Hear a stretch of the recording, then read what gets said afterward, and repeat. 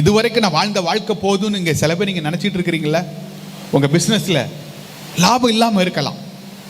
நீங்கள் நினைக்கிறீங்க நான் வாழ்ந்தது போதும், நான் என்ன செஞ்சு பிழைக்க போகிறேன்னு தெரியலன்னு நீங்கள் யோசிக்கலாம். சில நேரம் சிலருடைய வார்த்தைகள், ஏம்மா நீ எல்லாம் ஒன்றுக்குமே ஆகாதுமா, நீ மோசமான பொம்பளை அப்படின்னு உங்களை பார்த்து குறை சொல்லியிருக்கலாம்.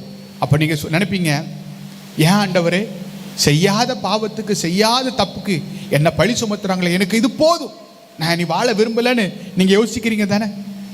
சில நேரங்களில் ஐயோ என் குடும்பம் பலவீனப்பட்டிருக்கு, என்னோட மனைவி பலவீனப்பட்டிருக்க, எனக்கு உடம்பெல்லாம் வியாதி, நான் வாழ்ந்தது போதும், சாகுறேன், அப்படித்தானே நீங்கள் நினச்சிட்டு இருக்கிறீங்க. இந்த எலியாவும் அப்படிதான் நினைக்கிறார்.